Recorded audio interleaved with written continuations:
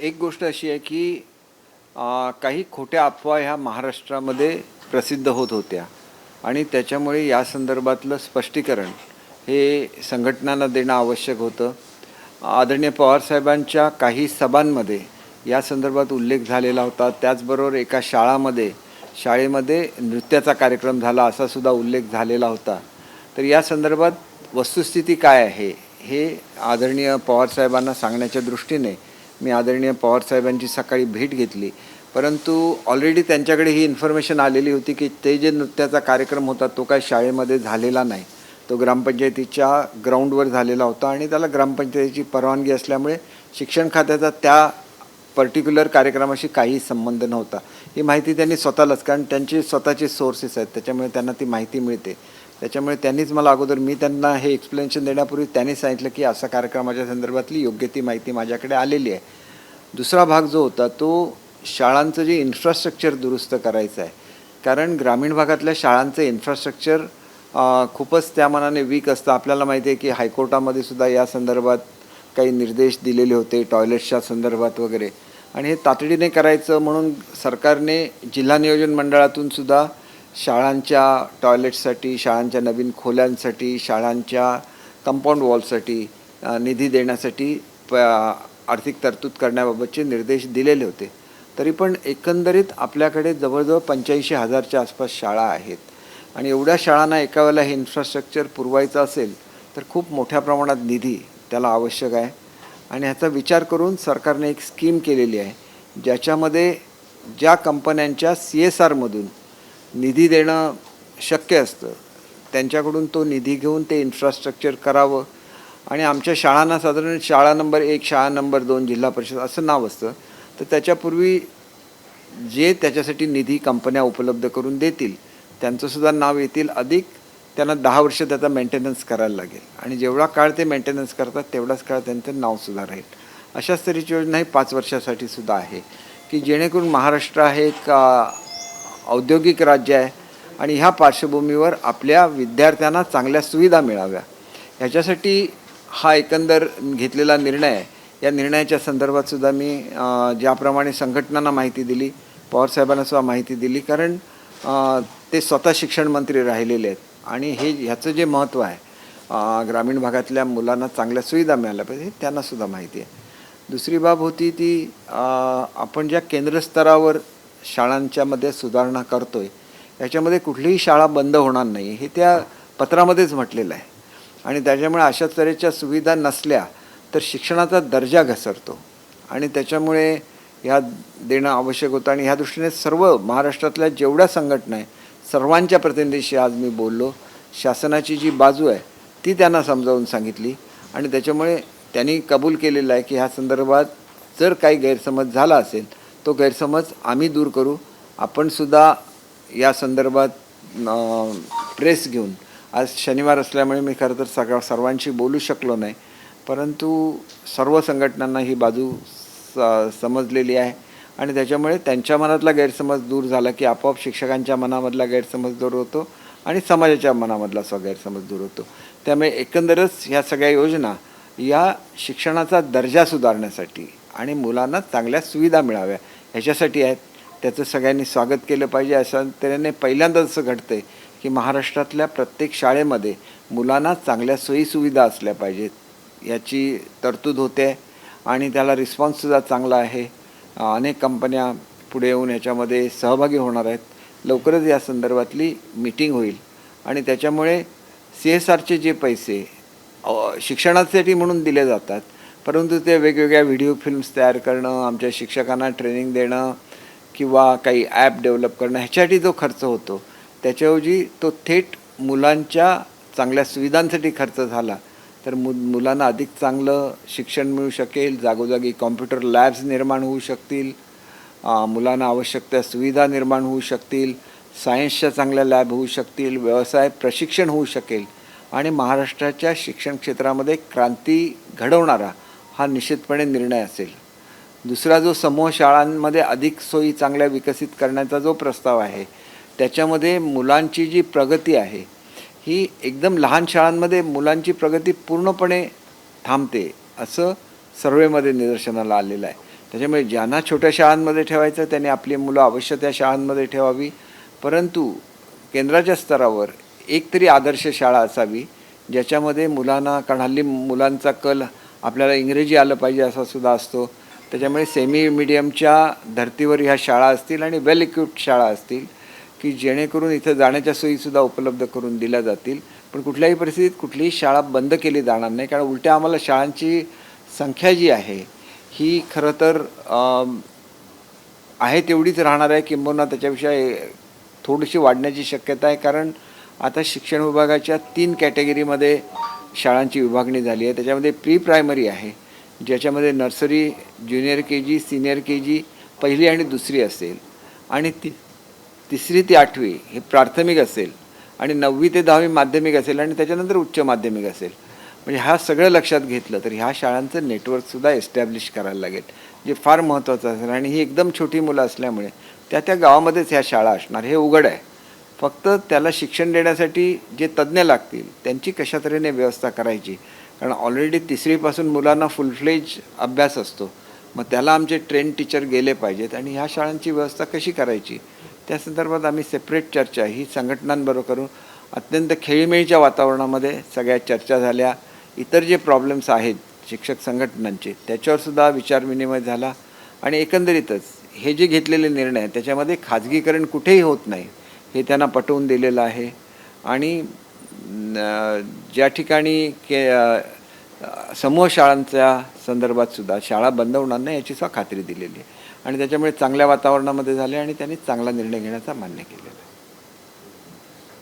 Sir, खरं तर थोड्या वेळापूर्वी आदित्य ठाकरे यांनी पत्रकार परिषद घेतलेली आहे, आणि ती पत्रकार परिषद घेताना त्यांनी खरं तर मुंबई महानगरपालिकेच्या सर्व कारभारांच्या संदर्भात आक्षेप घेतलेला आहे. खरं तर 1 ऑक्टोबरपासून मुंबईमधली रोड कॉन्क्रिटीकरणाची कामं जी आहेत ती सुरू झाली पाहिजे ही असं अपेक्षित होतं, परंतु कोणतीच कामं जी आहेत ती पूर्ण सुरू झालेली नाही आहेत. त्यामुळे कुठेतरी मोठा भ्रष्टाचार जो आहे तो या रस्ते कॉन्क्रिटीकरणामध्ये होतोय. खरं तर 6,500 कोटींची तुम्ही कंत्राटं वाटली, परंतु कामं सुरू झालेली नाहीत, त्यामुळे पैशांचा भ्रष्टाचार झाला असा वारंवार आरोप आदित्य ठाकरे करतात. कामं सुरू झाली नाही तर भ्रष्टाचार कसा होईल हे मुळात त्यांनी समजून घेतलं पाहिजे. त्यांना कसं आहे की त्यांना जे शिकवणारी लोक असतात ते त्यांना पुरेशी माहिती देत नाहीत असं मला वाटतं. की कामच सुरू झालेलं नाही तर मग त्यांना नोटिसा दिलेल्या आहेत काम का सुरू झालं नाही. काम सुरू झालेलं नाही तर पेमेंट होणार नाही, पेमेंट झालं नाही तर भ्रष्टाचार होणार नाही, हे उघड आहे. कामं सुरू झाली पाहिजे ह्याच्याबद्दल दुमत काहीच नाही. नुकताच पावसाळा संपलेला आहे. सर्वसाधारणपणे ही कामं सुरू करत असताना ट्रॅफिकचे कुठले अडथळा होणार नाही अशा दृष्टीने सर्व ज्या सर्व्हिसेस असतात या सर्व्हिसेसचे सुद्धा कुठेही खोळंबा होणार नाही किंवा त्याच्यामध्ये कुठली अडथळा येणार नाही असं बघून ही कामं सुरू करायला लागतात. आणि तशी ती सुरू करण्याची पावसाच्या दरम्यान पूर्वी जरी महापालिकेने नियोजन केलेलं असलं तरी कॉन्ट्रॅक्टर जर दिरंगाई करत असतील तर त्यांना टर्मिनेट करता येईल, नवीन कॉन्ट्रॅक्टरकडून काम करून घेता येईल. परंतु खड्डेमुक्त मुंबई झालीच पाहिजे. ते तुम्हाला करता आले नाही, नवीन शासन करतं आहे, ह्याच्याबद्दल तुम्हाला वाईट वाटण्याचं फारसं कारण असावं असं मला वाटत नाही.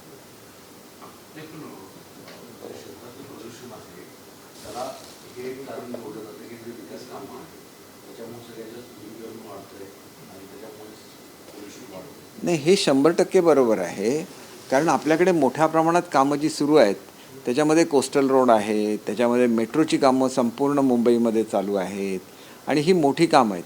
आणि त्याच्याचबरोबर मुंबईला कन्स्ट्रक्शन ॲक्टिव्हिटी खूप मोठ्या प्रमाणात असते. त्याच्यामुळे ह्या सर्वच एजन्सीजना नोटिसा देण्यात आलेल्या आहेत, आणि तिथले धुलीकण हवेमध्ये उडू नये ह्याच्यासाठी त्याच्यावर जे वॉटर स्प्रिंकलिंग करायला लागतात किंवा फॉगिंग गन्स बसवायला लागतात हे बसवण्याच्या संदर्भात सूचना दिलेल्या आहेत.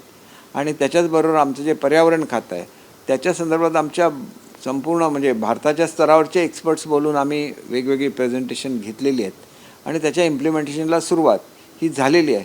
आणि त्याच्यामुळे निश्चितपणे फरक हा पुढच्या काही काळामध्ये दिसेल. खरं तर तुम्ही म्हटलात की कंत्राटदारांवरती कारवाईच्या संदर्भात तुम्ही आता बोललात. आदित्य ठाकरेंनी तेच सांगितलंय की 6,500 कोटींची रस्त्याची कामं जी आहेत ती 5 फक्त कंत्राटदारांना दिलेली आहेत, मोठे कंत्राटदार आहेत. त्यापैकी एका कंत्राटदाराला टर्मिनेशनची नोटीस गेली आहे, परंतु नोटीसला कंत्राटदाराने अजूनपर्यंत उत्तर दिलेलं नाही. त्याची सुनावणी महापालिकेत पुढच्या आठवड्यात होणार आहे, परंतु महापालिकेला तो कंत्राटदार किती पैसे देऊन आपलं अंग वाचवणार आहे हे येत्या काळात कळेल असं आदित्य ठाकरे. ह्या सगळ्या जरतरच्या गोष्टी आहेत. या जरतरच्या गोष्टींना काय अर्थ आहे? तुम्ही एकतर इथं म्हणायचं की चांगले कॉन्ट्रॅक्टर आले पाहिजेत. चांगले कॉन्ट्रॅक्टर यायचे असतील तर मग त्या ठिकाणी एकत्र निविदा काढायला लागतात. त्याची मोठी पॅकेजेस काढल्या तरच स्टँडर्ड कॉन्ट्रॅक्टर तिथे येऊ शकतात, कारण त्यांची काम करण्याची कॅपॅसिटी असते. ही प्रॅक्टिस सगळीकडे आहे. ज्यावेळेला शासन काम करत असतं त्यावेळेला दर्जेदार कामं होण्याच्या दृष्टीने ही प्रॅक्टिस संपूर्ण भारतभर केली जाते आणि त्याच्यामुळेच चांगले कॉन्ट्रॅक्टर वेळेमध्ये रस्ते पूर्ण करू शकतात. नाहीतर मग आपण बघितलेलं आहे की कामं घेऊन ती अर्धवट ठेवली जातात. आणि म्हणूनच जर त्यांनी कंत्राट भरलेलं असेल तर त्यांनी ते काम पूर्ण करण्याची जबाबदारी त्यांच्यावर आहेत. त्यांना काहीतरी सवलती देणार असं आपण अगोदरच म्हणणं हे साफ चुकीचं आहे. सरकार स्ट्रिक्ट आहे म्हणून सरकारने नोटीस दिली ना, ज्यांनी केलेलं नाही त्याला.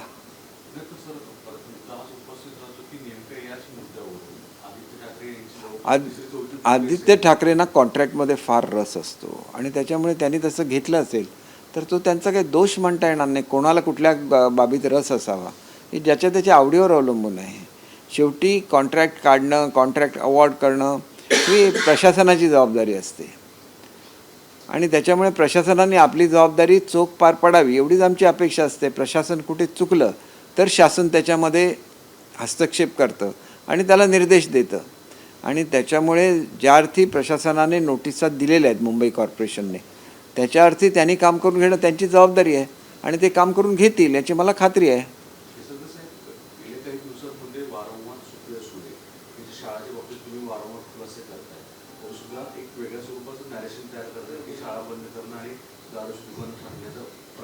नाही बघा, कालचं त्यांनी बोलल्यानंतर त्यांची सिंधुदुर्गमध्ये प्रेस झाली आणि त्याने आपलं म्हणणं सुधारलं. बघा शेवटी कसं आहे, त्या आमच्या ताई आहेत, अनेक वर्ष आम्ही त्यांच्यावर काम केलं आहे. त्या काही बोलल्या आणि त्यांना काही चुकीची माहिती मिळालेली असली तर त्या माहिती कंटिन्यू न करणं हा एक भाग असतो. तो त्यांनी लगेच तिथल्या इथे सुधारला सिंधुदुर्गमध्ये. त्याच्यामुळे हा विषय काय विनाकारण वाढवण्याची माझी स्वतःची इच्छा नाही. मी त्याच वेळेला सांगितलं होतं की ताईंच्याबद्दल आदराची भूमिका असते, ती भूमिका कायम राहील. परंतु त्यांना कोणी चुकीची माहिती दिलेली असली तर मी सांगितलेलं होतं की साहेबांच्याबरोबर माझी भेट ही पूर्वीच ठरलेली होती 8-10 दिवसांपूर्वी आणि त्याच्यामध्ये साहेबांना ही माहिती देणं आवश्यक होतं, कारण साहेबांनी एखादी गोष्ट बोलली तर महाराष्ट्रामध्ये असं गृहीत धरलं जातं की ती योग्यच आहे. जसं आता मी आपल्याला सांगितलं की गौतमी पाटीलचा जो प्रकार घडलेला होता त्या संदर्भात साहेबांना कोणीतरी चुकीची माहिती दिलेली होती, पण खरी माहिती काय ही साहेबांनी स्वतः शोधून काढली आणि मी गेल्यानंतर मला विषय काढायलाच लागला नाही. त्यांनी स्वतःहूनच सांगितलं की ती माहिती चुकीची होती. हे जे काय असतं हे एक मोठ्या नेत्याचं लक्षण असतं की मोठा नेता स्वतःच शोधून काढतो आणि जर आपल्याला असेल तर ते दुरुस्त करतो. आता मी जी संघटनांना माहिती दिलेली आहे ही संघटनांच्या माध्यमातून ताई घेऊ शकतात आणि ताईंच्याबरोबर एरवीसुद्धा माझ्या मिटिंग होत असतात, कारण ताई महासंघाच्या सुद्धा अध्यक्ष आहेत. जे आमच्या अनुदानित शाळा आहेत त्याच्या महासंघाच्या त्या अध्यक्ष आहेत. त्याच्यामुळे त्यावेळेला ज्यावेळेला माहिती होईल, कारण हा काय अनुदानित शाळांच्या संदर्भातला मुद्दा नव्हता, हा मुद्दा हा जिल्हा परिषदेच्या आमच्या गव्हर्नमेंट स्कूलच्या संदर्भातला मुद्दा आहे आणि त्याच्यामुळे प्राथमिक शिक्षकांच्या ज्या संघटना आहे त्या ठिकाणी त्यांचा गैरसमज झाला होता. तो दूर करून दिल्यामुळे आपोआपच ती माहिती ही सर्व राजकीय लोकांकडे पोचेल, संबंधित लोकांशी पोचेल आणि त्यांचा गैरसमजसुद्धा दूर होईल.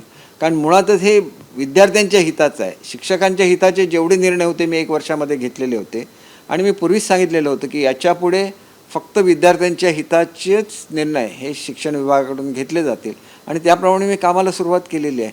त्याच्यामध्ये पहिलं म्हणजे चांगलं इन्फ्रास्ट्रक्चर उपलब्ध करून देणं, दुसरं क्वालिटी एज्युकेशन निर्माण करून देणं, इतर ज्या बाबी आहेत दप्तराचं ओझं कमी करणं महाराष्ट्रामध्ये पहिल्या वेळेला घडलं. किती लोकांना माहिती आहे मला माहिती नाही.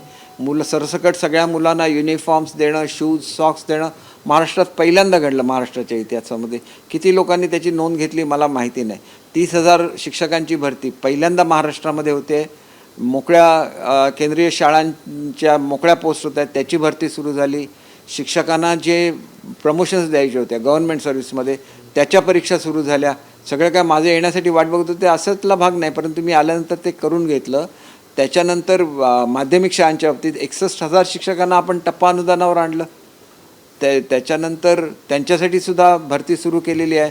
शिक्षक सेवकांचे पगार वाढवलेले आहेत, लॅब असिस्टंटचे पगार वाढवलेले आहेत त्याच्यानंतर लायब्ररींचे पगार वाढवलेले आहेत. म्हणजे शिक्षण खात्यामध्ये इतर कर्मचाऱ्यांसाठी जे जे करायचं सगळंच चालू आहे. त्यानंतर अनेक काही छोट्या छोट्या बाबी आहेत, त्याच्यावर निर्णय होत आहेत. परंतु इन्फ्रास्ट्रक्चर हे सुधारायलाच लागेल, त्याला इलाज काहीच नाही. आणि ते सुधारण्यासाठी जर आपण मदत घेत असू कंपन्यांच्या CSRची, तर त्याच्यामध्ये कुठलीही चूक नाही. त्यांना कुठलेही अधिकार दिलेले नाही, कुठलंही खाजगीकरण देत नाही. या संदर्भाचा GR अतिशय स्पष्ट आहे आणि सर्व संघटनांनी मान्य केला की या GRमध्ये कुठल्याही खाजगीकरणाचा उद्देश नाही किंवा तो हेतू नाही. आणि अतिशय सुंदर GR आहे. मी तुम्हाला सगळ्यांना त्याच्या कॉपीज देईन आणि तुमच्या लक्षात येईल की पूर्ण इन्फ्रास्ट्रक्चर सुधारत असताना शिक्षणाचा दर्जासुद्धा त्याच्यामुळे सुधारेल. कारण त्याच्यामध्ये लॅब्स आहेत, वेगवेगळ्या तऱ्हेच्या रॉबोटिक्सच्या लॅब आहेत, कॉम्प्युटर लॅब्स आहे, आर्टिफिशियल इंटेलिजन्स देऊ शकतात.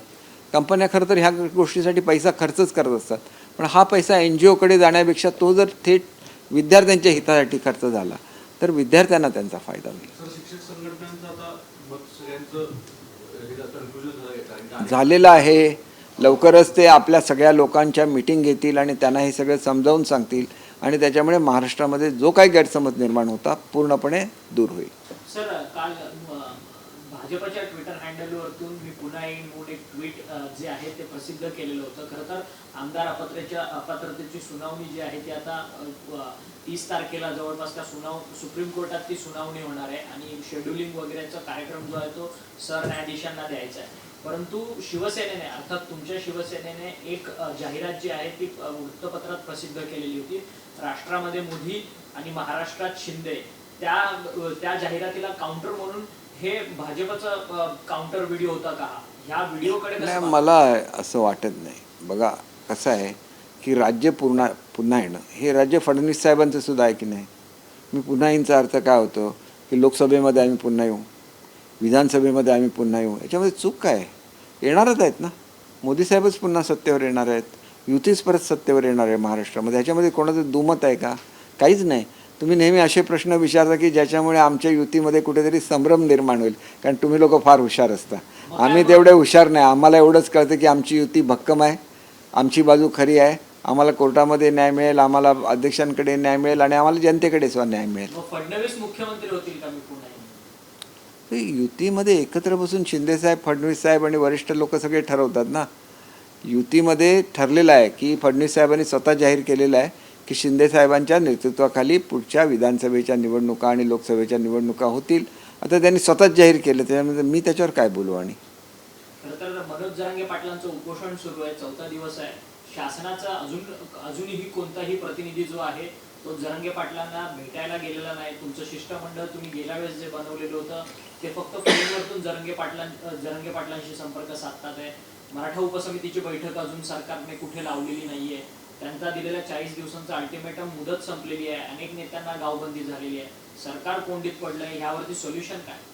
हे बघा, सरकार मराठा समाजाला आरक्षण देण्यासाठी बांधील आहे आणि आरक्षण ऑलरेडी दिलेलं आहे. सुप्रीम कोर्टामध्ये, हायकोर्टामध्ये टिकलं, सुप्रीम कोर्टामध्ये टिकलं नसेल तर त्याला क्युरेटिव्ह पिटिशन हा एकमेव मार्ग आहे आणि तो मार्ग अवलंबला जाईल. त्याच्यासाठी जे डॉक्युमेंटेशन केलं जातं त्याच्यामध्ये कुठलाही फॉल्ट राहता कामा नये, त्याच्यामध्ये कुठलाही फ्लॉ राहता कामा नये. तर त्याच्यासाठी पुरेसा वेळ त्या समितीला सुद्धा दिला पाहिजेत. नाहीतर मग हा शेवटचा मार्ग आहे म्हणजे स्वतंत्र आरक्षण देण्यासाठी. आणि मग तसा तो असेल तर काळजी घेण्यासाठी आणि थोडासा वेळ जर कमिटीने मागितला तर टिकणारं आरक्षण देणं ही शासनाची भूमिका आहे.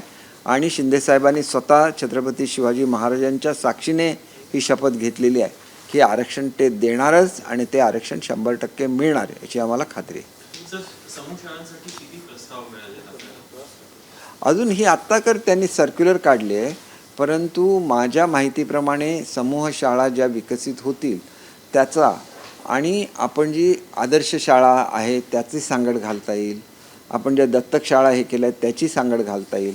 शेवटी समूह शाळा ही कुठलीही शाळा बंद करण्यासाठी नाही, तर विद्यार्थ्यांच्या एज्युकेशनची क्वालिटी जी घसरलेली होती छोट्या छोट्या शाळेत गेल्यानंतर त्यांना दर्जेदार शिक्षण मिळावं या दृष्टीने तिथं काय काय सोयी असाव्या, लॅब्स कशा असाव्या वगैरे या संदर्भातलं मार्गदर्शन करणारं एक सर्क्युलर हे आमच्या म्हणजे पत्र आहे ते जे आमच्या कमिशनरने काढलेलं आहे, आयुक्तांनी.